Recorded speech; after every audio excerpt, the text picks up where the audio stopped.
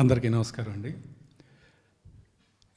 Hitchcock గారు లాంటి great director మీద వస్తున్న ఈ పుస్తకాన్ని వంశీ గారు లాంటి గ్రేట్ డైరెక్టర్ చేత ఆవిష్కరింపచేయడం అదొక మంచి అద్భుతమైన విషయం. చిన్నారాయణ గారికి, రవి గారికి ముందుగా శుభాకాంక్షలు తెలియజేస్తున్నాను. ఇప్పుడు ముందు ఇక్కడ మాట్లాడడం కంటే కూడా చేతిలో ఒక పుస్తకం వచ్చిన దగ్గర నుంచి అర్జెంటుగా ఇంటికి వెళ్ళిపోయి ముందు అది ఓపెన్ చేసి చదివేయాలని ఆతృత ఎక్కువైపోయింది. ఎందుకంటే ఒక సినిమా చూసినప్పుడు దాని మీద మనకు కొన్ని అభిప్రాయాలు ఏర్పడతాయి.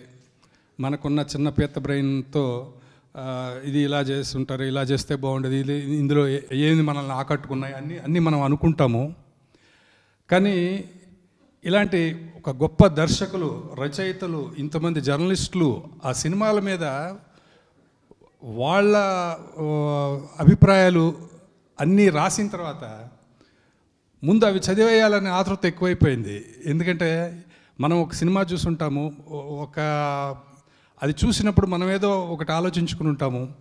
కానీ గొప్ప వాళ్ళందరూ దాని గురించి రాసినప్పుడు అందులో ఏమి రాశారు వాళ్ళు ఆ సినిమా గురించి, మనం చూసిన ఆ సినిమా గురించి వాళ్ళు ఏమి రాశారు అనేది తెలుసుకోవాలనే ఆతృత ఇప్పుడు ఎక్కువగా ఉంది.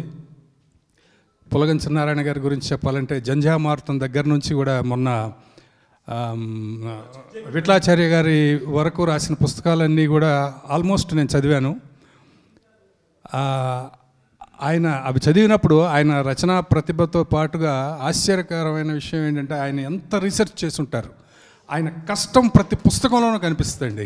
జంధ్యామారుతం దగ్గర నుంచి విఠలాచార్య గారి పుస్తకం వరకు కూడా ఆయన కష్టం, ఎంత ప్యాషన్ లేకపోతే అది కేవలం డబ్బు కోసం మాత్రమే చేసేవాళ్ళు చేయలేని పనులు ఇవన్నీ. అలాగే ఈ బుక్ కూడా ఎంతో ప్యాషన్ తోటి ఆయన రాశారు. ఇలాంటి గొప్ప గొప్ప దర్శకులు, రచయితలతో పాటు నేను కూడా ఒక సినిమా మీద ఇందులో ఒక వ్యాసం రాసే అవకాశం నాకు కల్పించారు. మార్ని అనే సినిమా మీద. పులగం చిన్నారాయణ గారికి కృతజ్ఞత తెలియజేసుకుంటూ ఈ పుస్తకం సినిమా ఇండస్ట్రీలో ముఖ్యంగా రచయితలు, దర్శకులు, ఔత్సాహికులు అందరూ చదవాల్సిన పుస్తకం.